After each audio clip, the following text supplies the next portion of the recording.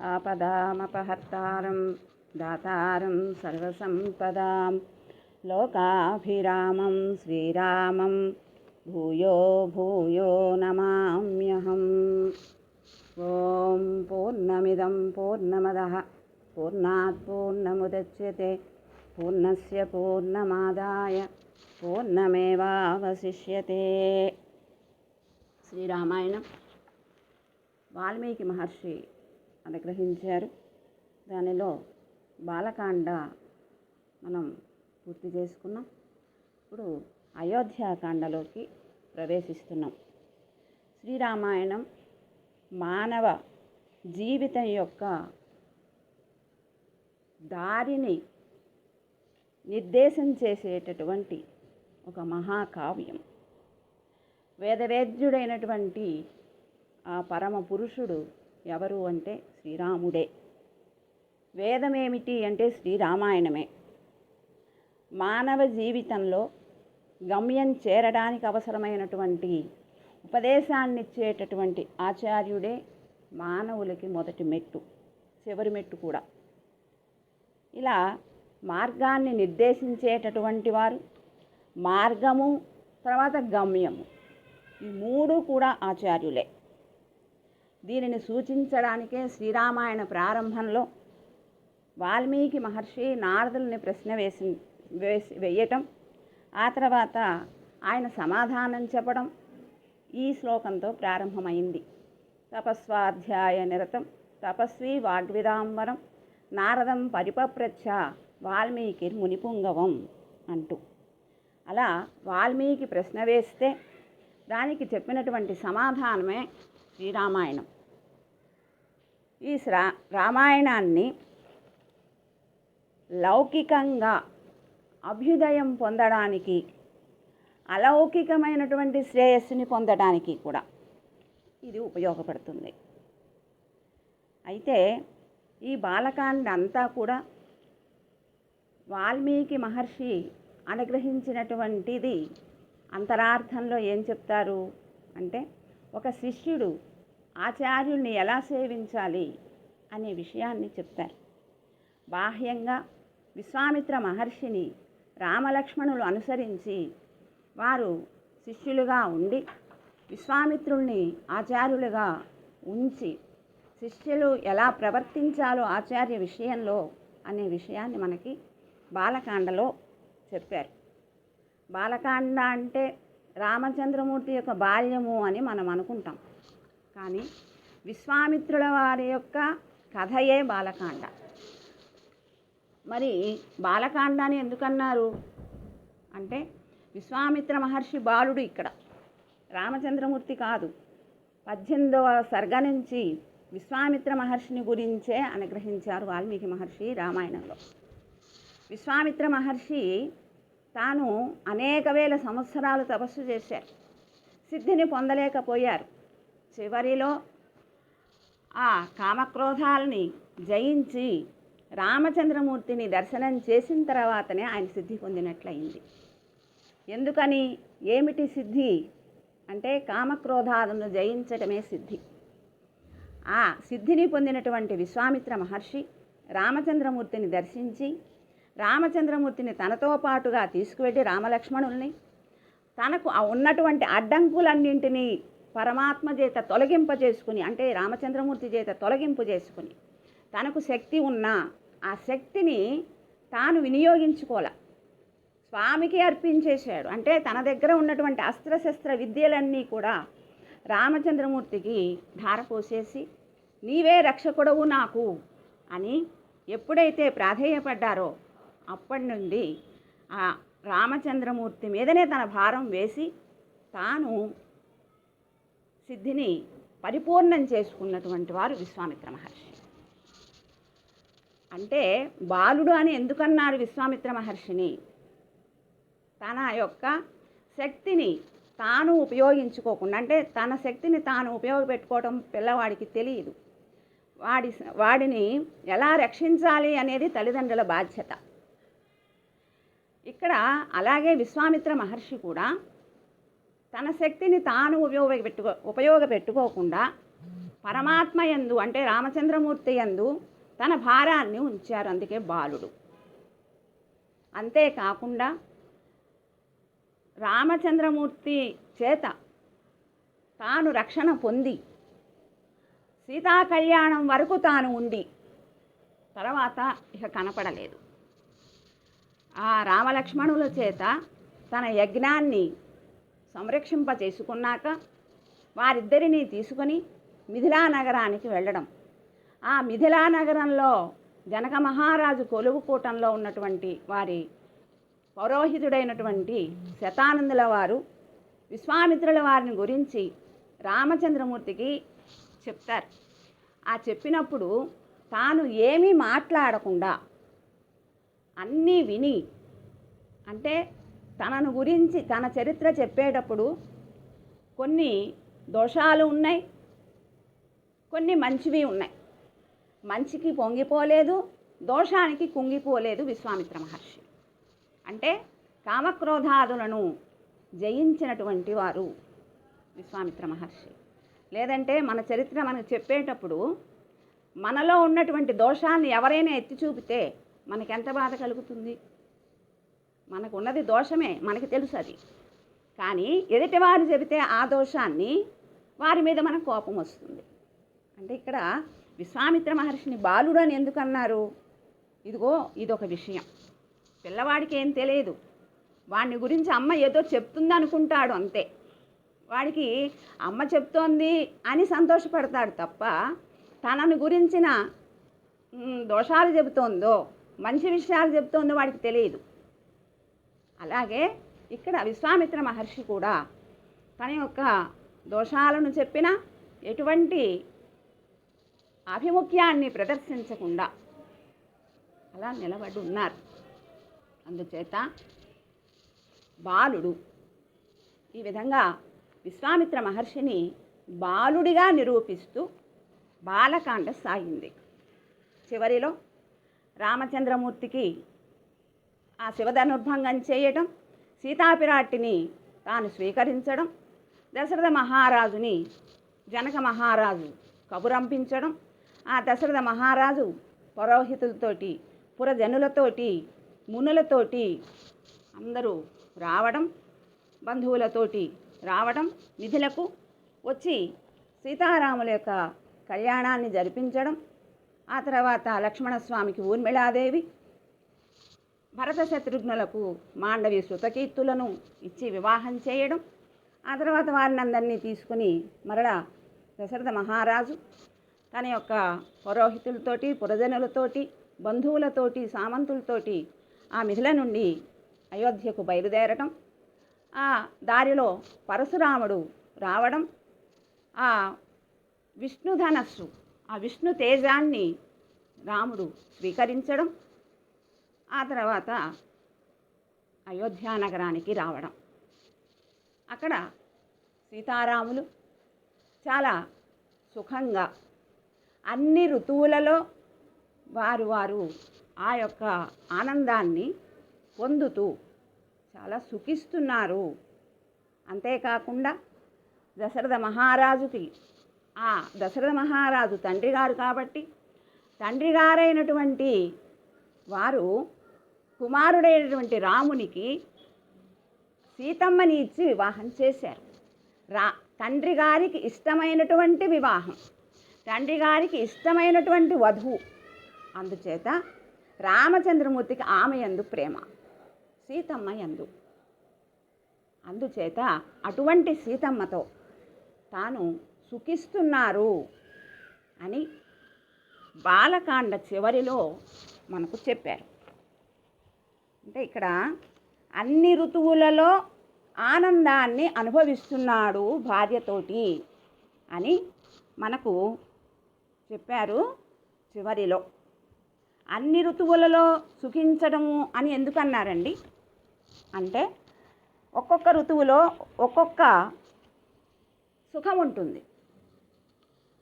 ఆ సుఖం ఏదైతే ఉన్నదో దానిని స్వీకరించి దాని ద్వారా సుఖాన్ని అనుభవించారు. ఉన్నదానిని స్వీకరించారు, లేని దానిని లేదు అనుకోలే.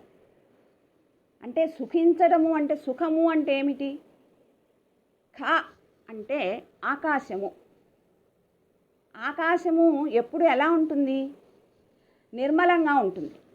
మబ్బులు ఉన్నప్పుడు కాకుండా మబ్బులు లేనప్పుడు నిర్మలంగా ఉంటుంది. నిర్మలము అని అర్థం అండి ఆకాశము అంటే ఫైనల్గా. ఇప్పుడు సు ఖ, ఈ సు గనక చేరింది అంటే ఆ నిర్మలం అనేది, ఈ సు అనేది దు.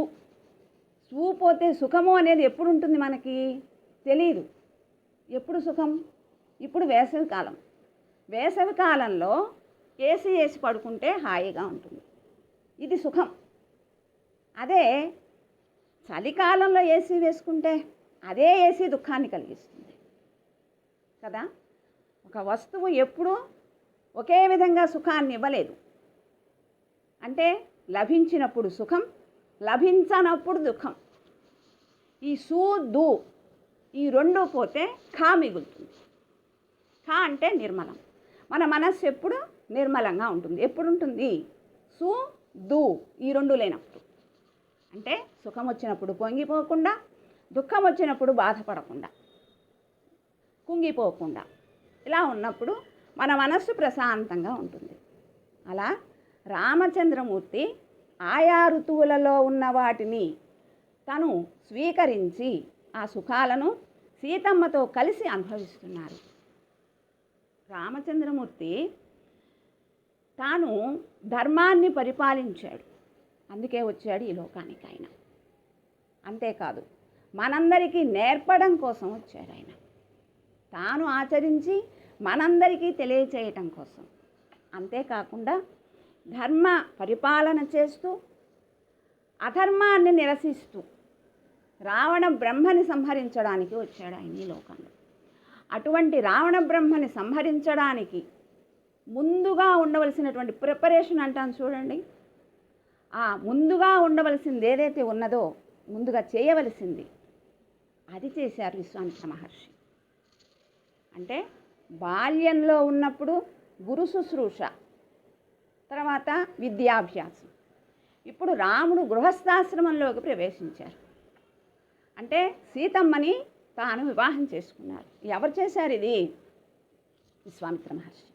అంటే ముందుగా సిద్ధం చేశారు, తర్వాత జరగవలసిన దానికి ముందుగా సిద్ధం చేశారు అంతా కూడా. ఇప్పుడు రామచంద్రమూర్తి సీతాపిరాట్టితో కలిసి ఉంటున్నారు. సీతమ్మ లేకపోతే రావణ సంహారమే జరగదు. అలాగే అస్త్రశస్త్రాలు లేకపోతే రావణ సంహారం జరగదు. అందుకోసమే విశ్వామిత్ర మహర్షి ఆ విధంగా రావణ సంహారం కోసం, రాముడు వచ్చినటువంటి ఈ లోకానికి వచ్చినటువంటి ప్రయోజనం కోసం ముందుగా అంతా కూడా స్టేజ్ డెకరేట్ చేశారనమాట. ఆ విధంగా విశ్వామిత్ర మహర్షి రామచంద్రమూర్తికి సీతమ్మ వారికి కళ్యాణం చేసి తాను మళ్ళీ కనపడలే, వెళ్ళిపోయారు ఆయన తపస్సు చేసుకోవడానికి. మళ్ళీ రామాయణంలో ఎక్కడా కనపడరు. ఆ విధంగా కళ్యాణం అయింది. తర్వాత సీతారాములు వివాహం చేసుకున్నారు. ఆ కళ్యాణం అయిన తర్వాత సుఖంగా ఉన్నారు. ఎవరెవరితో ఎలా ప్రవర్తించాలో, తండ్రితో బిడ్డగా ఉండి ఎలా ప్రవర్తించాలో, భార్యతో ఎలా ప్రవర్తించాలో, పురజనులతో ఎలా ప్రవర్తించాలో, తల్లులతో ఎలా ప్రవర్తించాలో, దాసీజనంతో ఎలా ప్రవర్తించాలో, అన్నదమ్ములతో ఎలా ప్రవర్తించాలో, స్నేహితులతో ఎలా ప్రవర్తించాలో, ఇదంతా కూడా ఈ అయోధ్యకాండలో మనకి చక్కగా చెప్తారు. రామచంద్రమూర్తి యొక్క అనుష్ఠానంతో ఆయన అనుసరించి, ఆయన అనుష్ఠించి మనకి చూపించారు. అదిగో దానినే ఇప్పుడు మనం తెలుసుకుంటున్నాం. శ్రీరామాయణంలో ఈ అయోధ్యకాండ ధర్మ ప్రధానమైనటువంటి కాండ. వేదంలో చెప్పబడినటువంటి సుఖానికి సాధనం ధర్మమే. ఇందులో ఈ సుఖంలో రెండు రకాలుగా ఉంటాయి. ఒకటి అభ్యుదయము అని, రెండవది నిశ్రేయసము అని. అభ్యుదయము అంటే ఈ లోకంలో, ఈ జన్మలో, ఇంకా పైన వచ్చే జన్మలలో, ఇంకా ఆ పైనున్న స్వర్గాది లోకాలలో ఏ సుఖాన్నైతే అనుభవిస్తామో ఆ సుఖాన్ని అభ్యుదయము అంటాం. రెండవది నిశ్రేయసం. నిశ్రేయసము అంటే ఈ ఆత్మ శరీరం నుండి విడిపోయి భగవంతుణ్ణి చేరి మళ్ళీ శరీరాన్ని పొందకుండా ఆనంద స్వరూపుడు, ఆనందప్రదుడైనటువంటి ఆ భగవంతుణ్ణి చేరి మళ్ళీ ఈ లోకానికి రాకుండా ఉండాలి అంటే ఏం చేయాలో చెప్పేటటువంటిది ఆ నిశ్రేయసం అనే సుఖం. ఇలా ఈ 2 రకాలైనటువంటి సుఖాలకి వేదం చెప్తుంది ఏం చేయాలో. ఇప్పుడు మనకి సుఖం అంటే ఏదో తెలియదు. ఫస్టే సుఖం అంటే తెలియనప్పుడు దానికి సాధనం ఏంటో మనకేం తెలుస్తుంది? మనకి తెలియదు. అది మనం ఏవైతే అనుకుంటుంటామో, ఆ సుఖాలు ఏవైతే అనుకుంటామో, మనం సుఖాలు అని వేటినైతే అనుకుంటామో ఆ సుఖాలకి సాధనాలు ఉంటాయి కదా. సుఖపడాలి అంటే ఒక మంచం ఉందండి, ఆ మంచం మీద మంచిగా పరుపు అంతా వేసుకుంటాం, దిండ్లు వేసుకుంటాం, మెత్తగా ఉండటానికి అంతా బాగా చేసుకుంటాం, డెకరేట్ చేసుకుంటాం. కానీ ఆ మంచమే వేసవి కాలం వస్తే వేడిగా ఉంటుంది. అంటే దానికి సాధనంగా మనం సుఖపడాలని పెట్టుకున్నాం. కానీ అది ఒక కాలానికి సుఖాన్ని ఇచ్చింది, ఒక కాలానికి దుఃఖాన్ని ఇచ్చింది. అందుకని మనకు అది కూడా సరిగ్గా తెలియదు.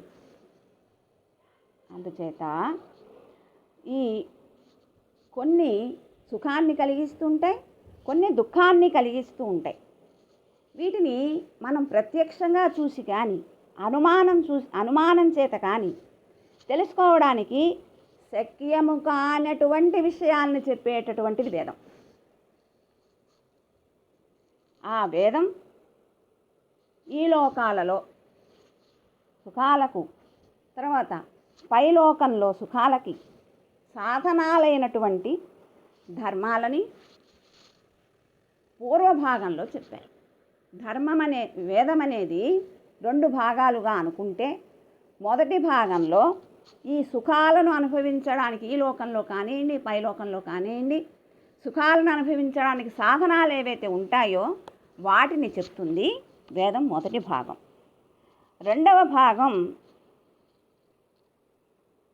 మనకి ఈ శరీరాన్ని విడిచి శాశ్వతమైనటువంటి ఆత్మ శాశ్వతమైనటువంటి స్థానాన్ని పొంది మళ్ళీ వెనక్కి తిరిగి రాకుండా ఏం చేయాలో చెప్తుంది.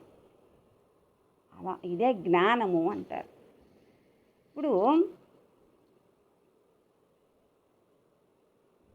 ఆ జ్ఞానాన్ని అందించేది ఎవరు అంటే వేదమే అని అర్థమైంది. ఇప్పుడు మనం చేసేటటువంటి కర్మల చేత ఈ లోకంలో, తర్వాత పై లోకంలో సుఖాన్ని పొందుతాం.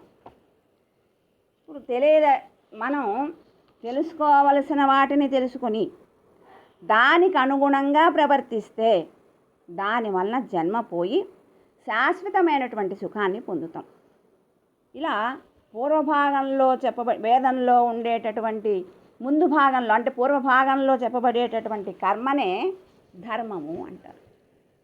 ఈ ధర్మాన్ని ఆచరించాలి. మరి ఉత్తర భాగంలో చెప్పబడింది జ్ఞానము, అదే భక్తి. ఆ జ్ఞానమే భక్తి రూపంగా పరిణమించి మోక్షాన్ని ప్రసాదిస్తుంది. ఇప్పుడు ఈ మానవుడు ఈ లోకంలో, ఈ సమాజంలో తన చుట్టూ ఉన్న వాళ్ళతో ప్రవర్తించేటటువంటి విధానాన్ని తెలిసి వారికి సుఖం కలిగే విధంగా తాను ప్రవర్తించి దానివల్ల తాను సుఖాన్ని పొందడానికి చేయవలసిందే ధర్మం. ధర్మం అంటే ఏమిటో అర్థమైంది కదా. ఇప్పుడు ధర్మము అంటే మనం ఆచరించేటప్పుడు మనకి సుఖం కలగాలి, మనం ఆచరించేది ఎదుటి వారికి కూడా సుఖాన్ని కలిగించాలి. ఈ లోకంలో, ఈ సమాజంలో తన చుట్టూ ఉన్న వారితో ప్రవర్తించేటటువంటి విధానం అది తెలుసుకోవాలి. అది తెలుసుకున్నప్పుడు వారికి సుఖం కలిగే విధంగా ఉంటుంది. అది దానివల్ల మనకి సుఖంగా ఉంటుంది. ఇది ధర్మం. దీన్నే నీతి అంటారు. ఈ లోకంలో ఇప్పుడు సుఖంగా ఉండడానికి ప్రవర్తించేటటువంటి విధానం ఏదైతే ఉన్నదో ఆ నీతి అనేది, దీనివలన ఇప్పుడు ప్రయోజనం పొందలేం, కానీ ఒకప్పటికి పొందుతాం అని వేదం చెప్పిందండి. మనం చెప్పుకోవటం కాదు, వేదం చెప్పింది. కాబట్టి చేయాలని చేసేవి మనం చేస్తూ ఉంటాం. చూడండి, దీనివల్ల ఒక ఫలితం ఉందండి. ఈ యజ్ఞం చేస్తున్నాం, వ్రతాలు చేస్తున్నాం, దానాలు చేస్తున్నాం, తపస్సులు చేస్తున్నాం. ఇవన్నీ ఏంటి? వెంటనే ఫలం వచ్చేస్తుందా? తర్వాతకి వస్తుంది. కాబట్టి మనం చేస్తాం, వెంటనే ఫలం ఉండదండి. ఏదో ఫలం తర్వాత సిద్ధిస్తుంది. ఇలా ఆచరించినటువంటి ధర్మాలే కాకుండా తన తోటి వారితో ఉండేటటువంటి వారికి సుఖం కలిగేలాగా ప్రవర్తించడం, దానివల్ల తాను సుఖించడం మానవులైనటువంటి వారు నేర్చుకోవాలి. వీటినే ధర్మాలు అంటారు. వీటిని కూడా అదే పితృధర్మము, పుత్రధర్మము, సోదర ధర్మము, భర్తృధర్మము, ఇలా ఇవన్నీ కూడా సమాజంలో ప్రవర్తించేటటువంటి తీరును తెలియజేస్తాయి.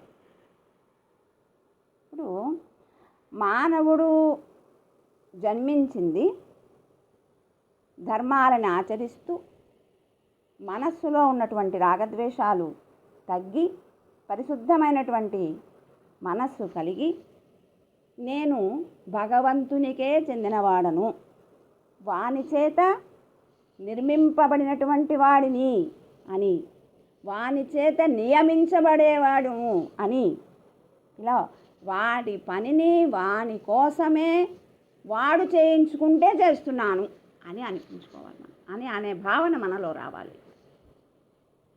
మనం ఏమనుకుంటుంటాం?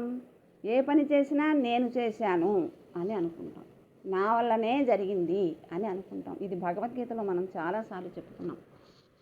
ఎందులో చెప్పినా ఇదేనండి. సారమైనటువంటి మాట ఇదే. ఏమిటి? నేను భగవంతునికి చెందినవాడను. నేను అంటే ఎవరు? ఆత్మ. ఈ ఆత్మ ఎవరు అంటే భగవంతునికి చెందినది. ఈ ఆత్మ ఏం చేయాలి? భగవంతునికే సేవ చేయాలి. అది ఎలా చేయాలి? ఆయన చేయించుకుంటే చేయాలి. ఇంకా అది ఎలా ఉండాలి? ఆయనకు సుఖం కలిగేలా ఉండాలి, ఆయనకు ఆనందాన్ని ఇచ్చేదిగా ఉండాలి. ఆ ఆనందమే ఈ ఆత్మకు ఆనందం. భగవంతుని ఆనందాన్ని చూసి ఈ ఆత్మ ఆనందపడడం ఏదైతే ఉన్నదో అది ఆత్మ యొక్క ధర్మం. ఇది ఆత్మ యొక్క స్వరూపం. ఇది స్వస్వరూప జ్ఞానము అంటారు దీన్నే. ఇలా దీనితో ప్రవర్తించేటటువంటి ప్రవర్తన ఏమిటంటే విశేష ధర్మము అంటారు దీన్ని. ఏమిటి? ఇది బాహ్యంగా కాదు, ఇది అంతరంగా. అంతరార్థంలో ఈ ఆత్మ భగవంతునికే చెందినది అని ప్రవర్తించడం ఏదైతే ఉన్నదో అది విశేష ధర్మం. ఇప్పుడు ఇంతకుముందు చెప్పుకున్నవన్నీ భర్త దగ్గర అంటే భర్త ధర్మం, భర్తృధర్మము, పుత్రధర్మము, పితృధర్మము, ఇవన్నీ సామాన్య ధర్మాలు. అయితే ఈ రెండు ధర్మాలని ఆచరించాలి. ఈ శరీరాన్ని భగవంతుడు మనకిచ్చినందుకు ఈ లోకంలో సుఖపడాలి అంటే, ఇంకా పైలోకాలలో సుఖపడాలి అంటే ఈ సామాన్య ధర్మాలన్నింటినీ ఆచరించాలి. మరి మరలా తిరిగి రాకుండా ఉండేటటువంటి ఆ పరమపదానికి ఆత్మ చేరాలంటే విశేష ధర్మాన్ని ఆచరించాలి. ఇలా ఈ రెండు ధర్మాలు చెప్పినటువంటిది వేదం. ఆ వేదమే ఇప్పుడు శ్రీరామాయణంగా ఈ లోకంలోకి వచ్చింది. అందులో చెప్పబడినటువంటి ధర్మమే రామ, లక్ష్మణ, భరత, శత్రుఘ్నులుగా అవతరించింది. ఇప్పుడు రాముడు ఏం చెప్పాడు అంటే మానవ సమాజంలో అందరూ పాటించవలసినటువంటి నియమాలు, నీతులు, ధర్మాలు తను ఆచరించి చూపించారు. మరి సోదరులు ముగ్గురునో ఆత్మస్వరూపం ఎలా ఉండాలో చెప్పారు. భగవంతుని దగ్గర ఎలా ప్రవర్తిస్తూ సమాజంలో జీవించాలో అది నేర్పారు. ఇప్పుడు వేదాలలో ప్రతిపాదించబడినటువంటి తత్వం ఏమిటి అంటే శ్రీ మహావిష్ణువు. ఆయనే పరతత్వము. ఆయనే ఇప్పుడు దశరథ మహారాజు యొక్క సంతానంగా అవతరించారు. ఎలా అవతరించారు?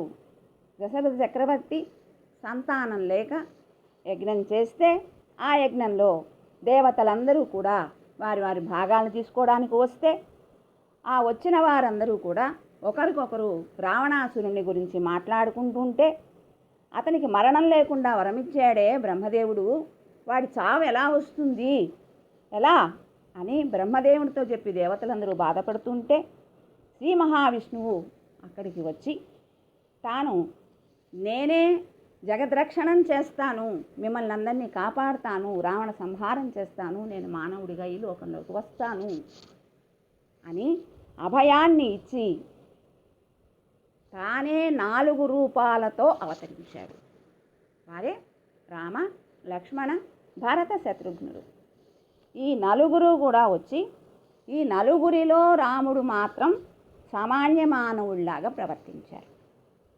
కానీ 3 సోదరులు లక్ష్మణ, భరత, శత్రుఘ్నులు ఆ రాముణ్ణే పరదైవంగా భావించి ఆయనకే సేవలు చేశారు.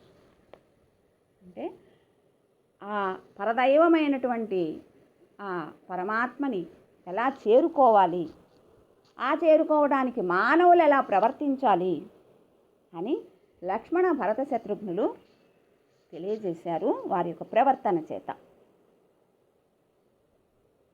ఇప్పుడు మానవ జీవితంలో సగభాగం భగవంతుణ్ణి తెలుసుకొని ఆ భగవంతుణ్ణి పొందడానికి ఈ శరీరంతో చేసేటటువంటి కర్మలు ఎలా చేయాలో తెలుసుకొని ఆచరించాలి. మరి సగభాగము మానవుడిగా సమాజంలో అందరినీ ప్రేమించబడి అందరికీ ఆనందాన్ని కలిగిస్తూ తాను ఆనందం పొందడానికి ఏం చేయాలో తెలుసుకుని ప్రవర్తించాలి.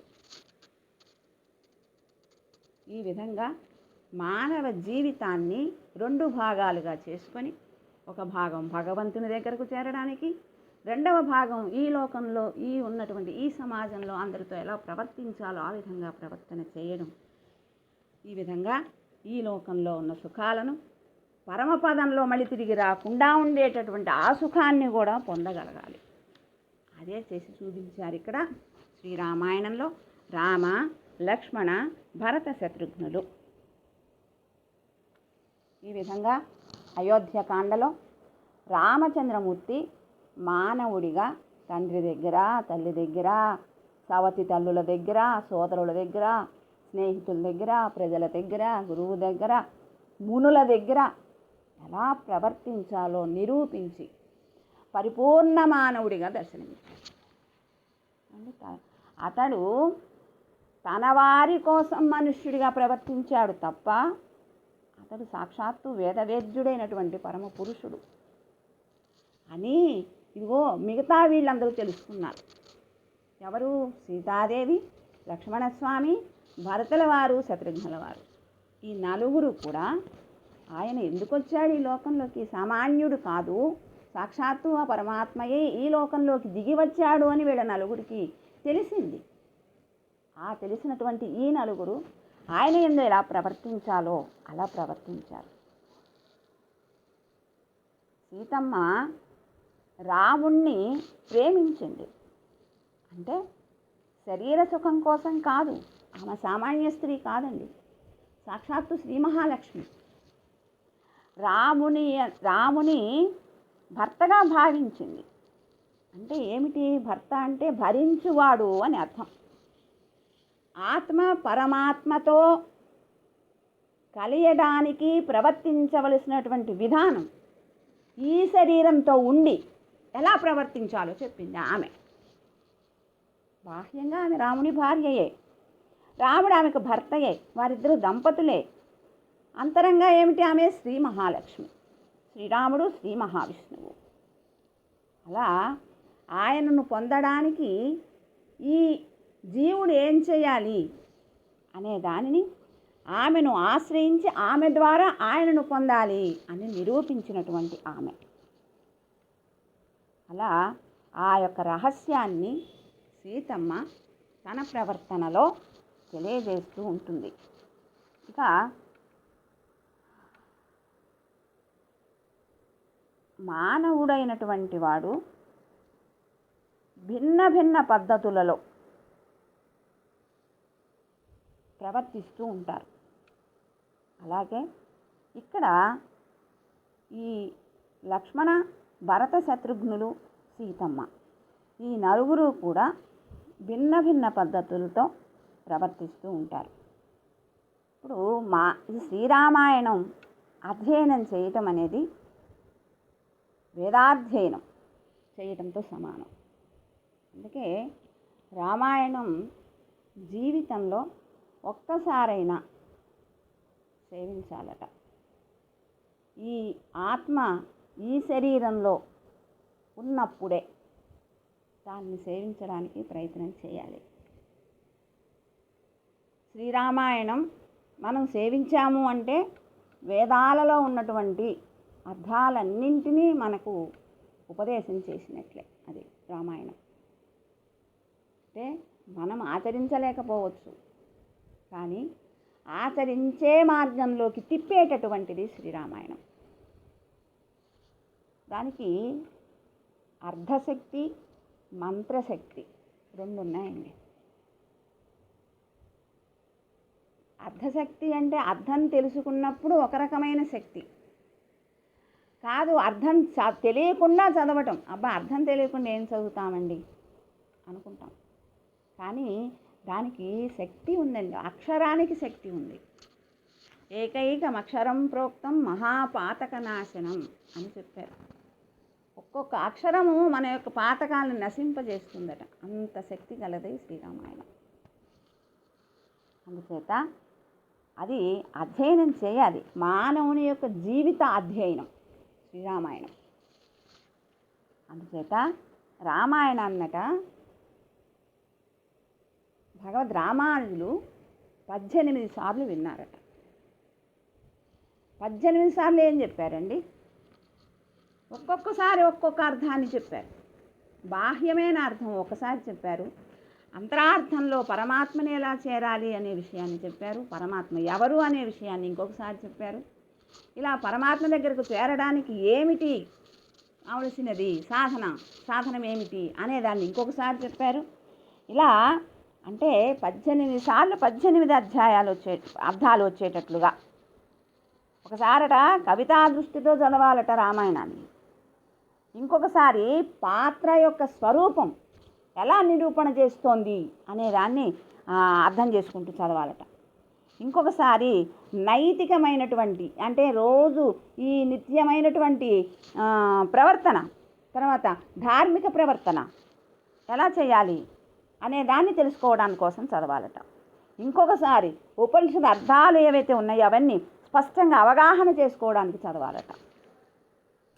ఏమి తెలియకపోయినా ఉచ్చరించినంత మాత్రం చేత మనలో ఉండేటటువంటి రజోగుణం, తమోగుణం ఈ రెండింటిని తగ్గించి సత్వగుణాన్ని పెంపొందించి మనలో మంచి నడువడిని కలిగించేటటువంటి శక్తి రామాయణంలో ఉంది. అంటే ఆ శబ్దానికే ఉందండి. శబ్దశక్తి అంటారు దాన్ని, అదే మంత్రశక్తి. ఇలా విశాలమైనటువంటి విశ్వంలో ఇదంతా మనం ముందు ఇంట్రడక్షనేనండి. అయోధ్యాకాండకి ఇంట్రడక్షనే చెప్పుకుంటున్నాం. ఇప్పుడు ఇంకా ప్రవేశం కాల.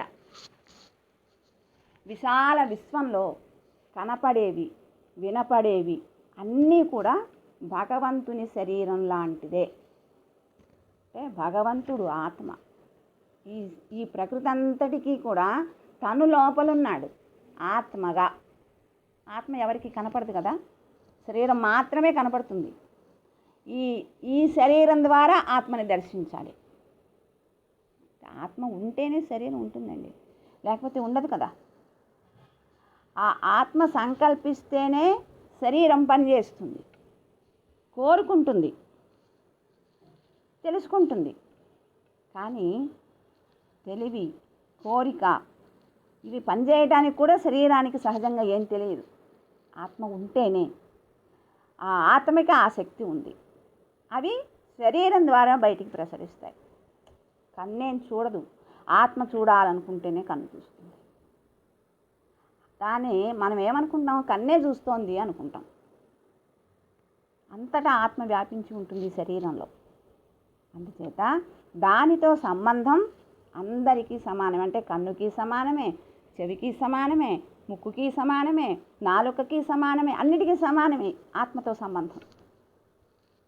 అలాగే అంటే శరీర భాగాలన్నీ కూడా ఆత్మచేత నిలబెట్టబడేవి, ఆత్మచేతనే నియమింపబడేవి. ఆత్మ చెబితేనే ఆ పని చేస్తాయి. కానీ ఆ ఫలితాన్ని అనుభవించేది ఎవరు? ఆత్మయే. అంటే శరీరానికి ఆత్మకి ఎలాంటి సంబంధం ఉందో ఇప్పుడు మనం అనుకున్నట్లుగా, అలాగే భగవంతుడికి ఈ విశ్వమంతటికి అటువంటి సంబంధం ఉంది. ఇప్పుడు రామాయణంలో రామచంద్రమూర్తి ఆత్మ, మిగిలిన పాత్రలన్నీ కూడా శరీరం లాంటివి. ఇప్పుడు మనం అనుకున్నట్లుగా ఈ శరీరంలో ఉండేటటువంటి ఈ భాగాలన్నింటికి ఆత్మతో ఎలాగైతే సంబంధం ఉందో, అలాగే ఈ రాముడితో అందరితో సంబంధం ఉంది. రాముడికి రామాయణంలో రాముడితో కౌసల్యాదేవికి, దశరథుల వారికి, సీతాలక్ష్మణులకి, భరత శత్రుఘ్నులకి, హనుమంతునికి, జటాయువుకి, కాకాసురుడికి, పడవ నడిపే పల్లెవాడు ఆ గుహుడికి, అడవిలో ఉన్న బోయత శబరి ఆ శబరికి, ఇంకా వానర జాతికి చెందినటువంటి ఆ సుగ్రీవుడికి, రాక్షస జాతికి చెందిన ఆ విభీషణుల వారికి, ఇలా వీరందరికీ కూడా వారికేమిటి, అందరికీ అంటే స్త్రీలకి, పురుషులకి, అచేతనాలకి, చేతనాలకి, మానవులకి, తిరియక్కులకి, దేవతలకి, స్థావరాలకి అందరికీ సమానంగా ఉందండి. ఇది రామాయణ రహస్యం, ఇది విశ్వరహస్యం. దీనిని స్పష్టంగా తెలియజేయటానికే సీత, హనుమ, లక్ష్మణ, భరత శత్రుఘ్నులు ఇక్కడ మనకు ప్రధానంగా కనపడతారు ఈ రామాయణంలో. ఈ విశ్వంలో కనపడేటటువంటి ప్రతి పదార్థంలో కూడా దానికి మాత్రమే పరిమితమైన ఆత్మ ఉంటుంది. ఇప్పుడు ఒక చేప, ఆ చేపకి మాత్రమే పరిమితమై ఉంటుంది ఆ ఆత్మ, ఆ చేపకు సంబంధించిన ఆత్మ. అలాగే మానవుడు, ఈ శరీరానికి సంబంధించినంత వరకే ఈ ఆత్మ, అంతే తప్ప ఈ ఆత్మ అంతటా వ్యాపించలేదు, ఈ శరీరంలో మాత్రమే వ్యాపించింది. అలాగే ఇంకొక శరీరాన్ని ధరించినప్పుడు ఆ శరీరానికి మాత్రమే వ్యాపించి ఉంటుంది. అది లోపల ఉంటేనే ఈ పైన కనపడేటటువంటి పదార్థం నశించకుండా ఉంటుంది. ఈ ఆత్మ ఉంటేనే కదులుతుంది, లేకపోతే కదలదు.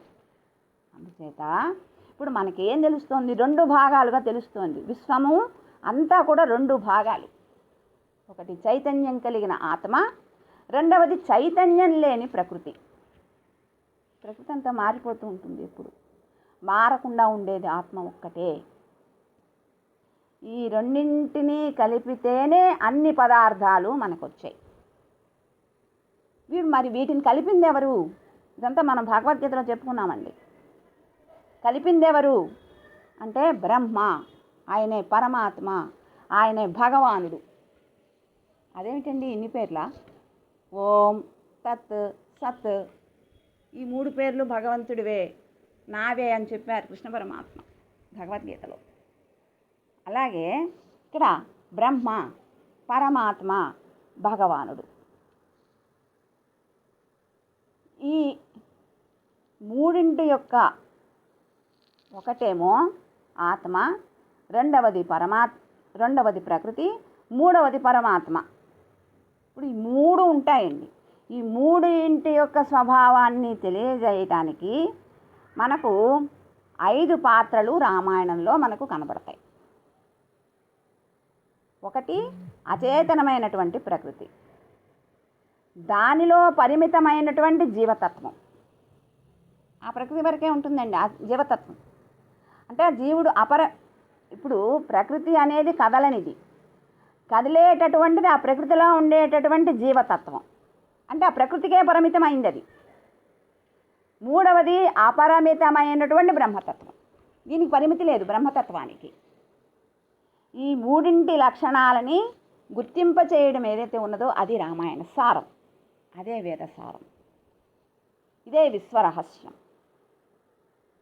లోపలున్నటువంటి బ్రహ్మము అనే దానికి పైన ఉండేవి రెండు, ఒకటి ఆత్మ,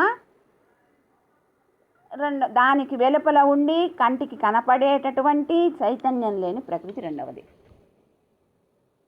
ఇప్పుడు ఆత్మ మనకు కనపడదు, కానీ ఈ ప్రకృతి అంటే కనిపించేదంతా కూడా ఈ ప్రకృతి అనేది ఎలా నిలబడుతుంది? లోపల ఆత్మ ఉన్నది కనుక. ఆత్మగా ఎవరున్నారు? భగవంతుడే. ఈ రెండింటిని కలిపి లోపల ఉండి బయట ఉండి అంతటా ఉండి తాను వానికంటే వేరుగా ఉంటూ వాటిట్లో చేరి ఉండి అన్నిటికంటే తాను పెద్దదై ఉండేటటువంటిదే విష్ణుతత్వం, అదే శ్రీరామతత్వం. ఇప్పుడు ఆత్మకి చైతన్యం ఉంది అనుకున్నాం, ప్రకృతికి చైతన్యం లేదు. ఇప్పటి వరకు మనం చెప్పుకున్నది అదే కదా. ప్రకృతిలో ఆత్మ ఉండబట్టే ప్రకృతి మనకు కనపడుతోంది. అంటే ప్రకృతి అంటే మన శరీరమే అనుకోండి. ఈ ప్రకృతితో సహజంగా ఈ ప్రకృతితో తయారు చేయబడిందే కదా ప్రకృతి అంటే. పంచభూతములతో నిర్మింపబడినది కదా. ఆ పంచభూతములే మన శరీరంలో కూడా ఉన్నాయి. ఈ పంచభూతములు లేకపోతే శరీరం లేదు. అందరూ ఈ శరీరం ఇలా నిలబడి ఉంది అంటే ఆత్మ లోపల ఉంది కనుక. ఆత్మ లోపల నిలబడి ఉంది అంటే దానికి ఆధారం పరమాత్మ. పరమాత్మ, ఆత్మ, ప్రకృతి. ఇప్పుడు ఈ మూడింటి యొక్క స్వరూపాన్ని తెలిపేటటువంటిదే శ్రీరామాయణం. ఆ పాత్రలు ఎవరు అంటే రామ, లక్ష్మణ, భరత, శత్రుఘ్నులు, సీతమ్మ. ఇలా అన్నింటికంటే కూడా పెద్దదైనటువంటిది బ్రహ్మతత్వం. ఆ బ్రహ్మతత్వమే రామతత్వం. మరి అయితే ఆత్మస్వరూపం ఏమిటి? అదే తెలియజేసేటటువంటిది సీతమ్మ పాత్ర. ఆత్మ ఎక్కడుంటుంది? శరీరంలో ఉంటుంది, కనపడదు. మరి సీతమ్మ కనపడలేదా? కనపడలేదు కదా. దున్నాక కనపడింది. జనక మహారాజు తాను యజ్ఞవాటిక కోసం పొలాన్ని దున్నారు, ఆ భూమిని దున్నారు. దున్నినప్పుడు ఆమె బయటపడింది. అప్పుడు కనిపించింది ఆత్మ. అంటే దున్నటం అంటే అంతరార్థంలో ఏం చెప్పాలి? మన శరీరమే ఒక క్షేత్రం. ఆ శరీరం అనే క్షేత్రాన్ని జ్ఞానంతో దున్నితే అప్పుడు అది బయలుపడుతుంది ఆత్మ. అది ఎలా ఉండాలి? భగవంతునికే చెందినదై ఉండాలి. ఎలా? భార్యలాగా. సీతమ్మ భార్యలాగా కదా ఉన్నది, భార్యగానే కదా ఉన్నది. ఆమె ఆత్మస్వరూపము అని చెప్తున్నారు ఆమెని. ఇప్పుడు ఈ ఆత్మ ఎలా ఉండాలి? సీతమ్మలాగా, అంటే రాముడికి భార్యలాగా.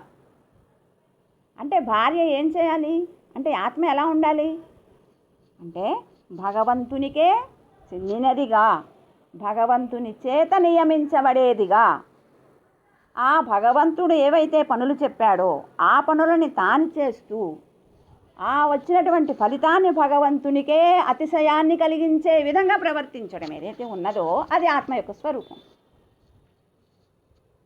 అంటే ఇప్పుడు ఏమర్థమైంది మనకి?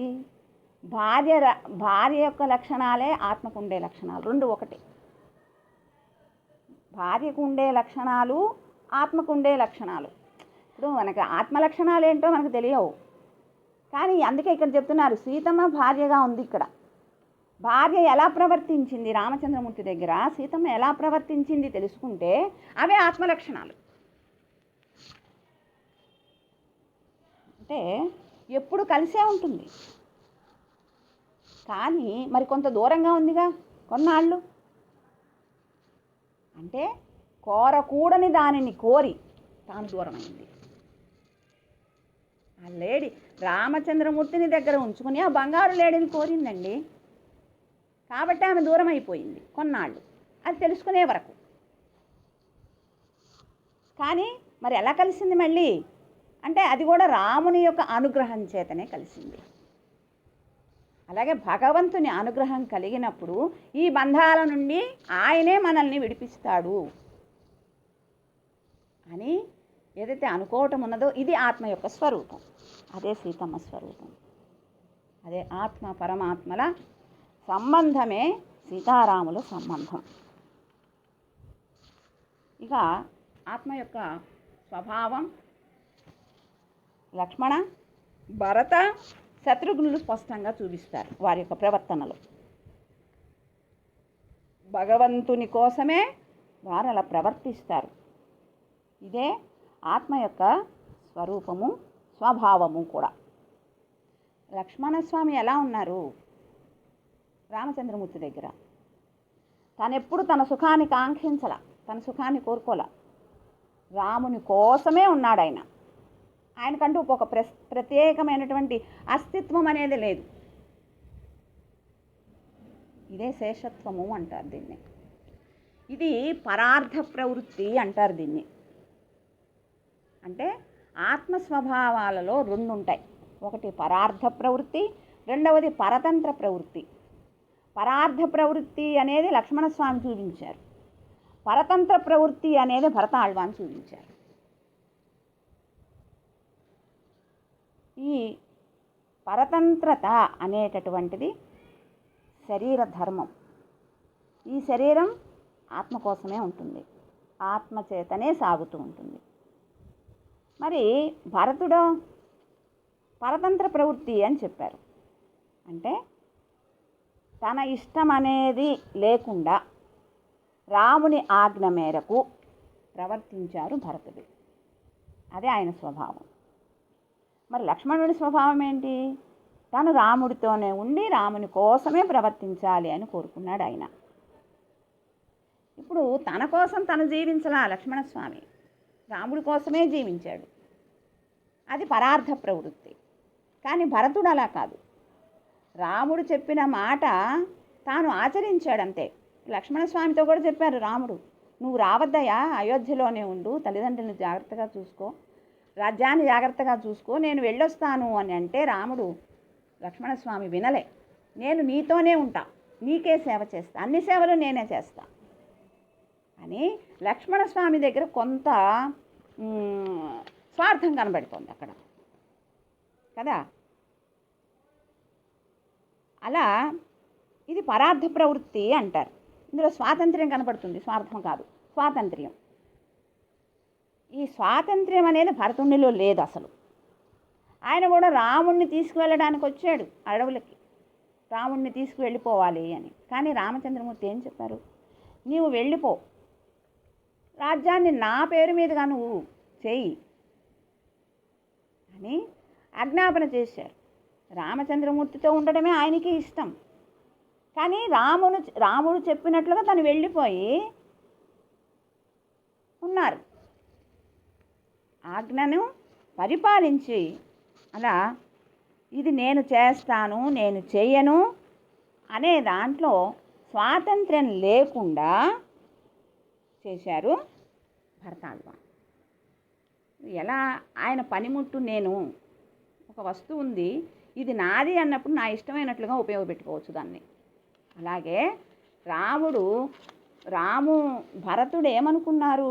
నేను ఆయన పనిముట్టుని, నేను ఆయన ప్రీతి కోసం ఆయన ఎలా ప్రవర్తించమంటే అలా ప్రవర్తిస్తాను, నన్ను ఉపయోగించుకోవడంలో ఆయనకు స్వేచ్ఛ ఉంది, అందుచేత అలా ఉపయోగపడటం ఏదైతే ఉన్నదో అది నా ధర్మము అని అలా పరార్థతతో పరతంత్ర్యాన్ని ప్రదర్శించారు భరతుడు. అంటే ఈ రెండు ఆత్మ యొక్క స్వభావాలే. ఇలాగూ ఉండొచ్చు, అలాగూ ఉండొచ్చు. అంతేకాకుండా భగవంతుణ్ణి ప్రేమించి భగవంతుని చేత ప్రేమించబడేవారు కొంతమంది ఉంటారు. అటువంటి వారి యొక్క నియమనాన్ని అనుసరించి వారి కోసం ప్రవర్తించడం కూడా ఆత్మ యొక్క స్వభావమై ఉంటుంది. అంటే ఏమిటి? పరార్థత, పరతంత్రత. ఇవి రెండు కాకుండా భగవంతునికి చెందిన వారిని కూడా ప్రేమించి, అలా బడిన వారిని కూడా ప్రేమించి, ఎంత కష్టమండి. విధేయమై ఉండడం ఏదైతే ఉన్నదో అది ఆత్మస్వభావం అని శత్రుఘ్నుడు నిరూపించారు. శత్రుఘ్నుడికి రాముడితో సంబంధం లేదు. అసలు రాముడిని చూడాలనుకోలే ఆయన. ఎప్పుడూ భరతుడి వెంటే ఉంటాడు ఆయన. భరతుడు ఎవరిప్పుడు? భాగవతోత్తముడు. రామచంద్రమూర్తి దగ్గర శేషత్వాన్ని ప్రదర్శించినటువంటి వాడు.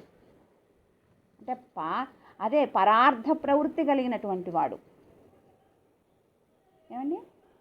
ఇలా పరార్థ ప్రవృత్తి, రెండవది పరతంత్ర ప్రవృత్తి. ఒకటి పరార్థ ప్రవృత్తి ఎవరు చెప్పారు? లక్ష్మణస్వామి చేత నిరూపించబడింది. అది ఈ పరతంత్ర ప్రవృత్తి భరతుని చేత నిరూపించబడింది. ఈ పరతంత్ర ప్రవృత్తి నిరూపించబడినటువంటి భరతునికే చెంది ఉండేవాడు శత్రుఘ్నుల వారు. అలా ఒక్కొక్క పాత్ర అంతరార్థంలో చెప్తున్నారని, ఇదంతా బాహ్యార్థం కాదు. బాహ్యంగా మనకి ఇదంతా ఏం కనపడదు. తత్వము అని చెప్పారు, అందుకే తత్వదీపిక దీని పేరే. శ్రీరామాయణం తత్వదీపిక. తత్ అంటే భగవంతుని పేరు, అది తత్ కదా. తత్వము అంటే అటువంటి భగవంతుని గురించి చెప్పేటటువంటిది. దీపిక. దీపిక అంటే కనపడని దానిని కనిపించే విధంగా చేసేది దీపం. ఇప్పుడు మనకి రామాయణం చదువుతుంటే పైకి ఏం కనపడదు, ఇదంతా లోపల ఉన్నదాన్ని మనకు వెలికి తీసి దీపంలాగా కనిపించేటట్లుగా చేశారు దీన్ని. ఇదే ఆత్మతత్వము, పరమాత్మతత్వము. రెండింటినీ మనకు తెలియజేసేటటువంటిది శ్రీరామాయణం. అటువంటి తత్వాన్ని మనం తెలుసుకునే ప్రయత్నం చేస్తున్నాం. పెద్దలైనటువంటి శ్రీభాష్యం అప్పలాచార్యులు గారు అనుగ్రహించిన ఈ శ్రీరామాయణం అయోధ్యకాండ తత్వదీపిక అనే దానిని మనం అర్థం చేసుకోవడానికి ప్రయత్నిస్తున్నాం. ఈ విధంగా ఒక్కొక్క పాత్ర ఒక్కొక్క స్వరూపాన్ని మనకు తెలియజేస్తుంది. ముందు చెప్పుకున్నట్లుగా ఈ శరీరంతో రెండు విధాలైనటువంటి ప్రయోజనాన్ని పొందాలి అని, ఇహలోకంలో, తర్వాత పై లోకాలలో అంటే స్వర్గాది లోకాలలో ఉండాలి అంటే, అలా సుఖాన్ని పొందాలి అంటే ఏం చేయాలి అని ఆ ధర్మాన్ని నెరవేర్చడం ఒక జీవితంలో సగభాగం. అంటే మిగతా సగభాగం పరమాత్మ కోసం, అంటే పరమాత్మ యందు మనం రమించాలి, అంటే పరమపదానికి చేరాలి, ఇక తిరిగి రాని చోటుకు వెళ్ళాలి అనే దానికోసం ఉపయోగించుకోవడం. ఇలా ఈ జీవితాన్ని రెండు విధాలుగా ఎలా అనుసరించాలో, అనుసరిస్తే ఇటువంటి ధర్మాన్ని పాటిస్తే ఆ అనుసరణ జరుగుతుందో దానినే మనకి ఈ శ్రీరామాయణం తత్వదీపికలో తెలియజేస్తున్నారు. తెలుసుకోవడానికి మనం ప్రయత్నం చేద్దాం, తెలుసుకొని ఆచరించడానికి ప్రయత్నం చేద్దాం. జై శ్రీమన్నారాయణ.